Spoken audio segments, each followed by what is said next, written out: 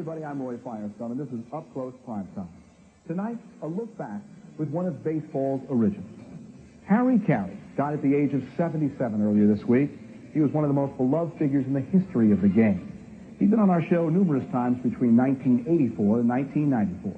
So tonight, a look back, respectfully and affectionately, to a guy that, well, we were just wild about. In fact, Harry was just wild about baseball. You know what's incredible, Harry? It's over 6,000 games, regular season, in the 40 years that you've done it. I never kept track of it. It's got to be even more than that when you figure all the exhibition games and so forth. I'm proud of the fact, the item you mentioned, I never have missed a time at bat. Not a half inning, not a day of a game I was supposed to do. And much is made over about my style of living. Well, all I know is a lot of guys that don't drink booze and a lot of guys that get 10 hours sleep every day don't show up for work. They got a headache, they got pneumonia, they got leukemia, whatever. Something they got that keeps them from working. Now, the way I live, either I'm indestructible or maybe I'm living the right kind of life. I always say the reason the reason for my longevity is the fact that I live a clean, healthy, wholesome, normal life. If there's one thing that's intriguing about you, Harry, it's your passion for the game. You don't have to be a Harry Caray fan to admit the fact that when you call a game, it comes from the heart. I'm going to roll up the videotape and show you a game back in 1979 when you were calling one for the White Sox in extra innings. Listen. There's a long drive. It's going to be out of here. Holy cow. Holy cow. How about it? What did I tell you? 3 runs in a hurry. The polka, Harry. Play the polka. They're dancing in the streets in Chicago. Look at the band going home. Look at it. The mass exodus. Holy cow. You enjoy this game so much. I want to know how much of an extension of yourself is in this game. I mean, really, if you took baseball away from Harry Caray, you'd be taking a great deal out. Oh, of course. That's why I'm working. I don't know what I'd do if I wasn't broadcasting baseball. I love it. And, after being the broadcaster for the St. Louis Cardinals 25 years and thinking I was going to get a gold watch and getting a pink slip instead, I looked with trepidation to going to another city and broadcasting for another team. I thought that it was the Cardinals that I was so much in love with. And it just proved to me what now has become one of the most important lessons I ever learned by leaving the Cardinals, going to Oakland. I found myself as enthused about Reggie Jackson, then only 21 years old, Sal Bando, Joe Rudy, Don Mincherts, Catfish Hunter, Raleigh Fingers. That's when I realized it's the game. It doesn't make any difference who's playing. I'll bet you if I did a little league game, I would be just as excited. And the other thing about it, that's the way the fans are. I think if I'm an extension of anything, I'm an extension of the fan.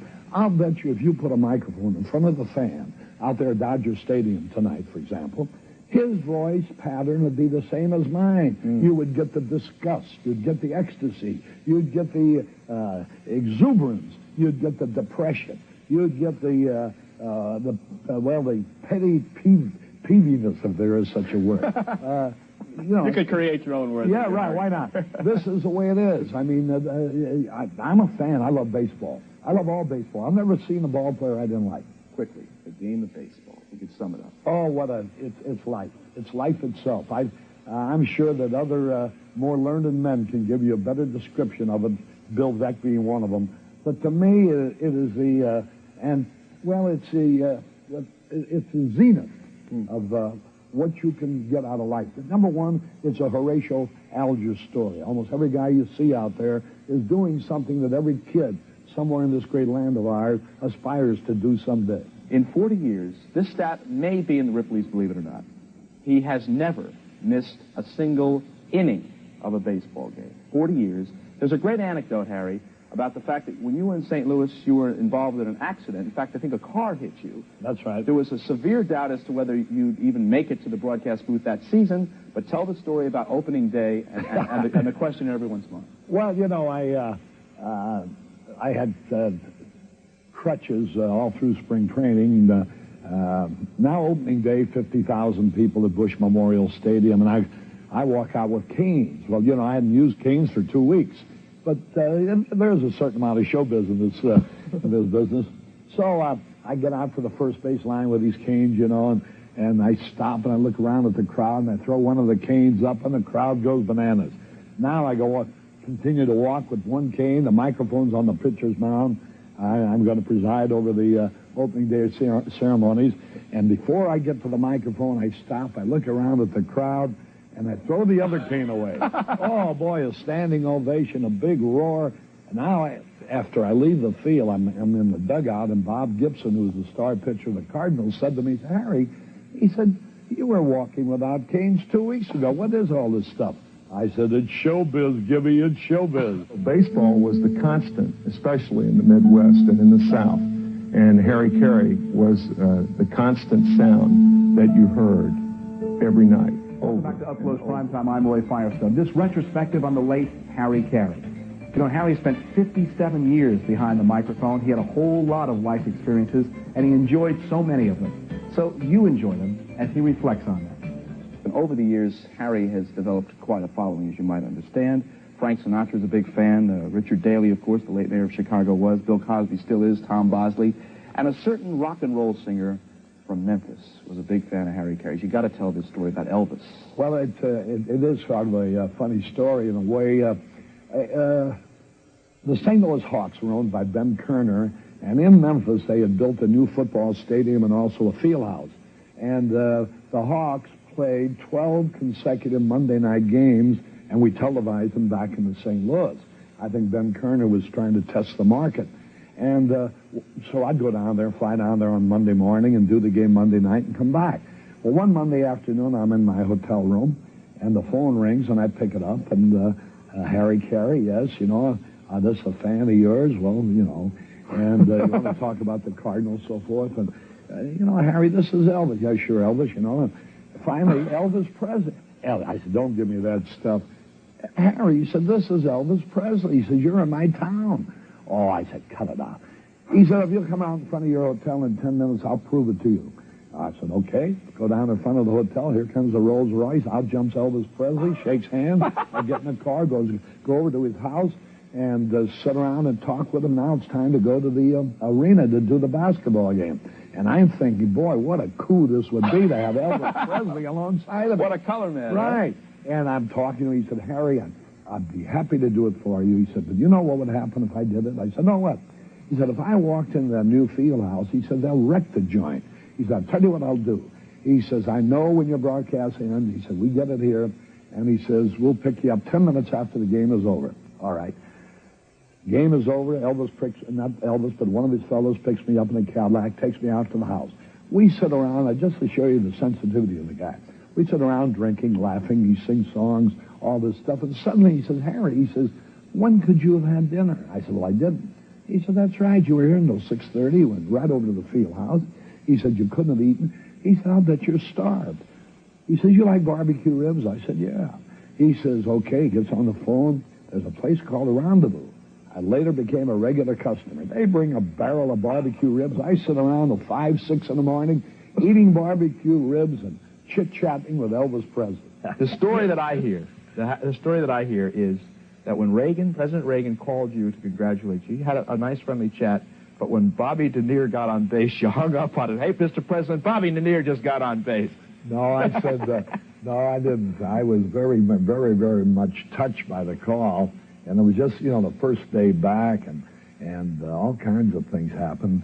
I'll tell you a little bit later on, if you have time, about the singing "Take Me Out for the Ball Game." But the president was so nice, and you know, how in the world, with all the things on his mind, he'd think of calling. And I was very, very touched by that. But the game was going on, and Bobby Denier had just laid down the bunt.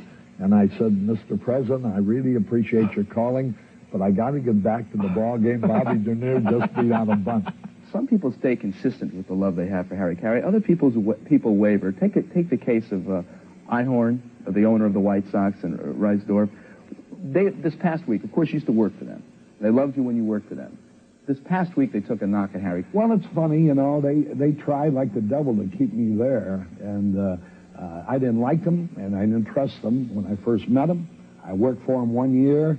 At the end of the year, I didn't like them more. I trusted them less. And now, 3 years later, I still don't like him, and I don't trust him. Now, I don't know why they bum-rapped me. It was my decision to make. They could have signed me right after the season, but they didn't. I was a free agent. When I began thinking of the numbers, when I got thinking about the sports fish, you know, the year before, when I signed, you know, I only worked for them 1 year. When I signed, they were insistent that I sign a 3-year contract. I refused to do it because I didn't know. I had this feeling of antipathy about these guys. Now, after I worked for them 1 year, and they want to go into a new thing called Sports Vision, where you have to pay to watch the games, and here the Cubs doing it for free on the other side of town. Now I wanted some security. So our negotiation was as to whether I would get a 3-year contract, which they wanted to give me a year before, and I refused. But now I wanted to get, and they refused. Mm-hmm. So now I got thinking, they're talking to me about 50,000 homes. Well, you know, last year they finished the most exciting year in the history of Chicago baseball, and they still had only 16,000 homes. But I got thinking about 50,000 homes. In Chicago, a market like that, what's 50,000 homes? I could see my friends, the cab drivers, the bartenders, the shut-ins, the handicapped, the underprivileged, the people who made Harry Caray, whatever he might be today, they couldn't afford it. So I could see myself at the end of the year, these people saying, Harry who? Because they had no contact with me. Yeah. Hey, what took them so long, honestly, in bringing you into the Hall of Fame? You had to wait too long. For a while there, you told Skip Caray, that, you know, if I'm gone and they want to do it posthumously, I don't think I want to be part of the Baseball Hall of Fame. I don't know what took so long. I never even thought about it, Roy. I considered it like joining a fraternity. If they invite you, you join. If they don't invite you, they don't. All the other broadcasters who are there are good friends of mine, contemporaries of mine. I was tickled to death every time one of them went in. But I never thought of it from an individual basis until guys like you began to ask me the last few years when it became quite obvious that, you know, that somebody had it against me. I'm wondering if tact didn't have something to do with it. Well, I don't know. To say the things I may have stepped on somebody's toes. Right. But let me tell you something. If the same thing happened again, and I don't know what it is that I stepped on their toes about, but the only reason I stepped on their toes is because I felt deeply about what I was talking about. You got to put your hat on. Oh, got my hat here, too. I love my hat. Atta girl. Here the guy has passed, yet we're talking about all the good memories and all the great lines he's had over the years, and I think Harry would probably want it that way. A lot of people grew up listening to Harry Caray, and I was told more than once that people would go to Cardinal games and be disappointed because the game wasn't quite as exciting as the one they heard Harry Caray describe. He was equal parts baseball play-by-play man in terms of craft and P.T. Barnum trying to get the people into the pen. Back out! Way back! It might be! It's Holy cow! Welcome back to our up-close primetime retrospective on the life and times of Harry Caray. In a few moments, more with Harry. We'd like to take this opportunity to remind you about our show March 10th, our March Madness special. Mike Krzyzewski, Roy Williams, Lute Olson, Bobby Knight, and more. That's March 10th, up-close primetime. We'll see you then. We'll come back with more of Harry Caray after this. Hello again, everybody. Harry Caray and Steve Stone and Tom Brennan. We're at Wrigley Field. I can't keep these big glasses on. Where's yours? You're wearing them. That was my pair. You've already got your pair. Well, we got to start winning some ball games. I learned a lot from Harry. I learned a lot of good, and I learned a lot of bad. When I first joined him in 1954, that was a long time ago, he'd say something on the air. A pitcher would walk somebody with the bases loaded, and he'd say, "Get that guy out of there." I said, "My God, you're going to get us both fired." There's a big difference between designer clothes and clothes designed for you. Pitch! Popped it up! Can you believe it? $7 million a year, and he pops it up! What's the matter with him? Holy cow! Welcome back to Up Close Primetime. I'm Roy Firestone. Well, his birth certificate said he was 83, but officially Harry Caray passed away at the age of 77. We don't really know how old he was. We do know this. He was a man filled with laughter, joy, passion, and a great and abiding love for the game. In fact, there was a lot of laughter around Harry Caray for the people who knew and loved him best, the people who made a living making fun of Harry. What we're going to do now, Harry, is for your benefit, for all of us, these gentlemen are going to give us their insights as to how to do a good Harry Caray impression, okay? Let's start with Todd. Let me get your basic instincts, and your inspiration, of course, started because you grew up in Indiana, right? Northwest Indiana, and the first time I met Harry was center field when he broadcast one of the White Sox games from center field. Mm-hmm. Okay, so you immediately, you are drawn to the voice, and you are drawn to the impression. The best trade the White Sox ever made was they traded their announcers to Oakland to get Harry Caray. That's right. Okay, so give me the basic key ingredients to a good Harry impression. The tongue. The tongue. Okay, you got to have a big tongue. A big tongue. Okay, you got to have a big, fat tongue in your mouth. Okay, to do Harry Caray. Okay, give us a little. All right. Harry Caray back at the ballpark. Here's Sandberg. You get the tongue there. Sandberg. Here's Sandberg. And here's the pitch. That wouldn't be a home run in a telephone booth. You know, I don't like your Monday Night Live either. Well, let me get another side of it now. Here's a gentleman who's made a career off of you, Harry, partially. I've heard him do it a lot. And Johnny, with each doing, he gets better and better. Johnny, I want to talk a little bit about what you look for, what the essence of the Harry Caray impression is. Well, first of all, you have to get excited over little things. Oh, little things. You know, all of a sudden stuff just hits Harry in the booth. Out of nowhere, you're watching a game and you're, "Hey! Check out the kid with the sombrero. That's a good-looking youngster. Hey, don't forget Friday night's midget night here at Wrigley. Anybody accompanying a legal midget gets in free. Let's refrain from what the kids were doing last year, tossing little guys over the wall to let their buddies in. Remember, only one midget per customer. Hey! Hey! Now what about? Do you say "hey" a lot? I don't know. Is a lot of "hey"? No. No, I never say "hey." Jack Brickhouse used to say hey. Right, Yeah. right. Now let me ask you another question, gentlemen. Maybe you have some insight. What is the thing with Harry and the microphone? Harry likes to swing the microphone. Is that from doing take the? In post-game shows, especially when he's doing the White Sox games, Chicken Unlimited was a big sponsor, okay? And he'd hold that microphone like a big drumstick in front of him.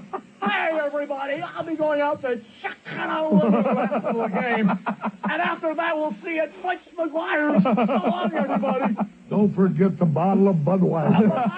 With the chicken, right? Because you're a Bud man and a Cub fan. You got to get the laugh. Yeah. The laugh. So you get the laugh down, too? Because he likes to laugh at his own jokes. Okay. Hey! Walking puss backwards is stuff a cow. How about Winnemucca? Gangster spelled backwards comes out on Sky. Harry, you like to start out a lot of sentences with, "Here's a guy." And he gets into these, "I just can't figure it out, Jackson. Here's a guy, Dave Concepcion, who grew up in the Dominican Republic or Puerto Rico, one of the islands where the sun shines 365 days a year, and he misses a pop-up in the sun. I just can't figure it out." I really can. What is it that inspired you? Maybe one of the reasons you got into this business for this guy right here. Absolutely, because he was the type of guy who said exactly what was on your mind. Mm-hmm. You know, you'd see a guy in the batter's box, and Harry would say something like, "I don't know how he can hit a ball with a stance like that." Absolutely has nothing to do with the play-by-play of the game, but as you're a fan watching the guy in the batter's box, you know, he would say it. He would say it. The honesty. And the passion, too. The absolute honesty. You know, John, that's true. You cannot find more passion behind that mic, more love for the game than Harry's. Well, it's the genuineness, I think, that comes through. The fun and the enthusiasm just comes through so much. And that rubs off on you. And you watch the game and you're with your buddy and you think, this guy could be right at the bar with you watching the game. And that's how he announces the game. It's the honesty. It really is. You know, actually, that is exactly it. I'll bet you put a microphone around the neck of anybody. his voice pattern, I mean the fans sitting in the bleachers, in the grandstand, box seat, his voice pattern would be the same as mine. He'd be ecstatic when something good happened, depressed as heck when something bad happened, and it all shows. And this is what I say when people talk to me about my style. I describe it as a style of a great fan of the game. And when I go to the ballpark, I never want to say anything critical about anybody. But when they let a ground ball roll through their legs and tying a winning run score, or when the great team hitter gets up with the bases loaded, a long fly would tie it, strikes out, I've never found a way to make a good hitter sound good striking out when it'll cost you the ball game. Wrigley Field's not going to be the same without Harry singing during the 7th inning. That was always something I even looked forward to as a player, and I heard it every day, and I still look forward to hearing it. And, you know, he's going to a better place, and he'll be okay. Welcome back to our Harry Caray retrospective. I'm Roy Firestone, and this is Up Close Prime Time. In our final segment, what else can you say? Here's Harry Caray on Harry Caray. Names, places, the past. St. Louis, your hometown. St. Louis, I was born and raised. It's my hometown. I have roots there. I live now in Chicago. I'm happy in Chicago. I have a home in Palm Springs. I watch your show all winter long. Okay, thanks, Harry. Dutchie, your wife. My lovely wife. At 3 strikes, you're out even in my personal life. I had 2 previous wives. I'm paying 2 alimonies. I finally hit a home run on my 3rd pitch. Finally, Harry Caray. Oh, pretty nice guy, I think. Honest, maybe to a fault, but I've done it my way. Frank, I'm sorry I have to use your song, but I've done it my way. I've had choices, and I made my decisions, and I'm happy. I'm happy with what I am. What would you like people to say about you when your time does come and you are gone? I've never thought about that, and I don't want anybody else to think about it. I want them to think about baseball because this game will go on before me and it's going to go on after me, and I want people just to think. If I brought anybody enjoyment while I was here, that's ample thought. A loved man, truly, in the game of baseball. Harry Caray. All right. Let me hear you.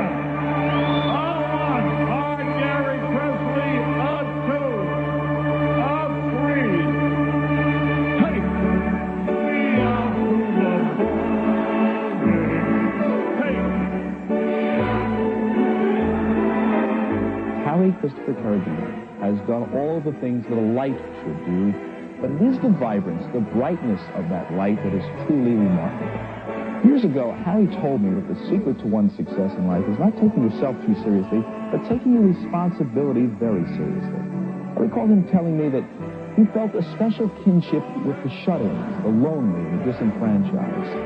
He is the voice he felt. He is their eyes. And in some sense, his joy is their joy. We enjoyed his 57-year career in broadcasting. We know he had millions of fans who loved him. So long, Harry.